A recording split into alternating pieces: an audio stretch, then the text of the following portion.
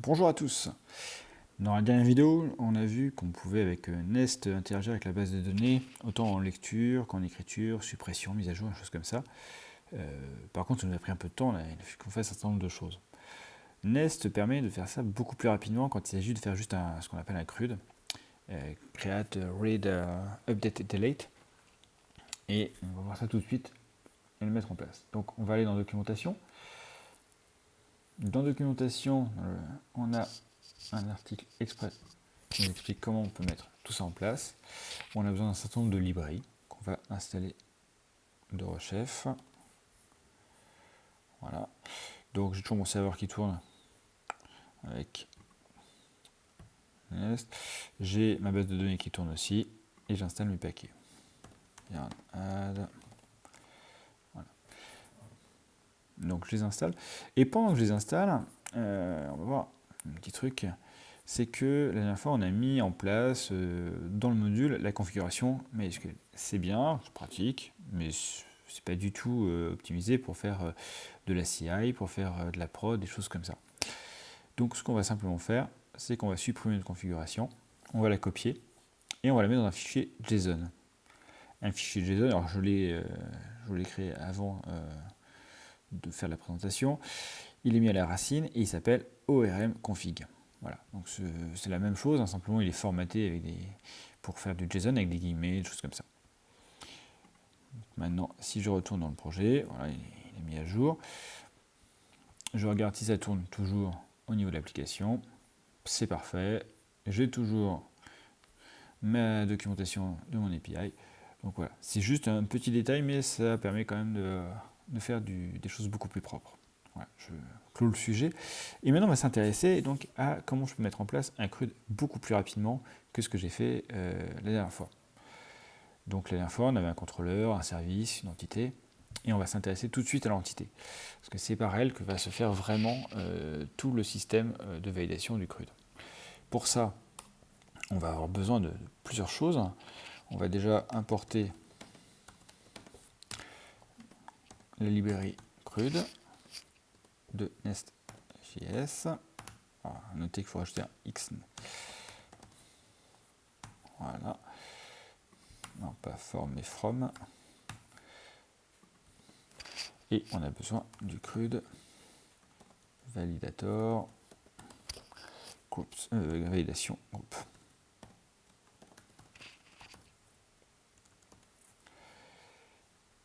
Et il y a nécessairement un arrobase ici. Voilà. On a besoin de ça. On va en extraire le create et l'update.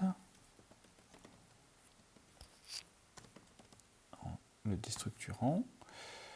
Voilà. Et maintenant, on va aussi avoir besoin de la classe de validation classique, la classe validator.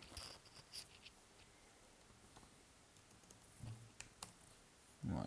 Et dedans, on importe plutôt is optional. Voilà, is define. Il y en a pas mal, hein, mais je prends juste cela pour l'exemple. Et puis, on va prendre is string, parce que nos éléments sont des strings. Voilà. Donc, sur la description ou le title, voilà. Donc, tout de suite, je vais lui dire que cet élément-là, on reprend, is optional, le title est optionnel quand on fait un update. On pourrait dire qu'on n'a pas besoin. Voilà. Dans l'exemple précédent, on l'a quand même forcé, mais là, pour vraiment l'exemple, on dit qu'il est optionnel. On veut qu'il soit défini en create. Donc, je lui dis que groups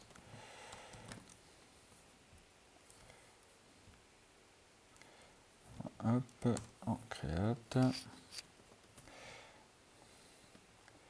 Et puis, on va lui dire que c'est nécessairement une string.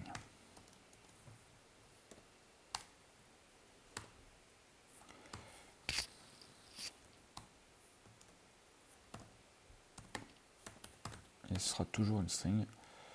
J'ai pas besoin de cette string là, merci. Voilà. Ah oui, quand on fait une faute de frappe, au moins le TypeScript nous le met en évidence tout de suite. Donc, que ce soit pour la description, on va faire la même chose là, et puis bah, c'est aussi toujours une string aussi, donc on le met là. Voilà. Et puis bah, l'ID, quand on fait une création, on n'a pas besoin de définir l'ID. Donc en fait, il est aussi optionnel. Voilà. Et puis on va le mettre toujours optionnel. Voilà. Donc là, j'ai une entité qui a été légèrement modifiée, surtout enrichie. Et a priori, ça ne change pas grand-chose. Donc si je regarde ici, j'ai toujours la même chose au niveau de mon Swagger et j'ai toujours mes appels en to-do qui fonctionnent. Alors, on va aller plus loin, on va aller maintenant dans le service.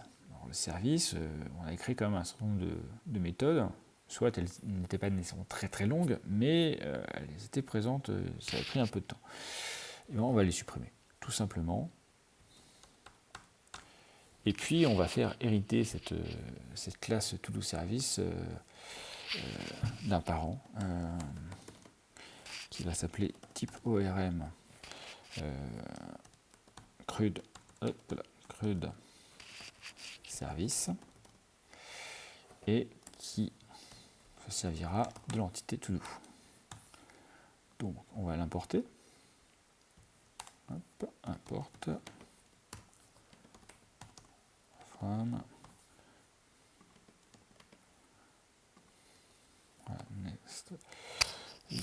nestjx. Oh, je n'arrive pas à le prononcer, je vous laisse l'amusement de le faire. Et donc on apporte le CRUD type ORM. Mais on se voit tout de suite que, en faisant cet héritage, tout le service ne peut plus faire le constructeur qu'il faisait avant. Alors, entre autres parce qu'il a besoin d'avoir un super.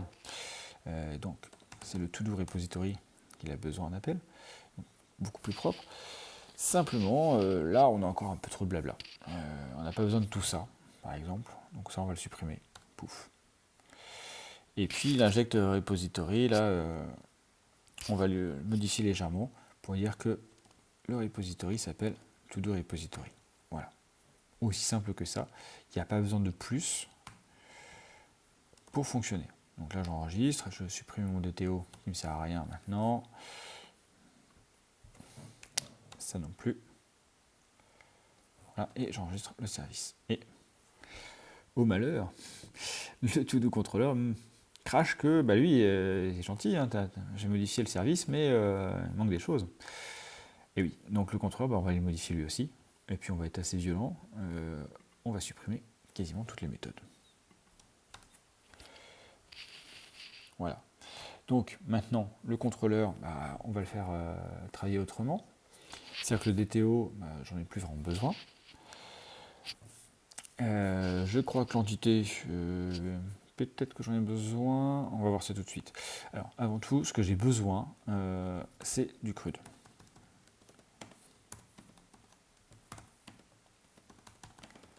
Voilà,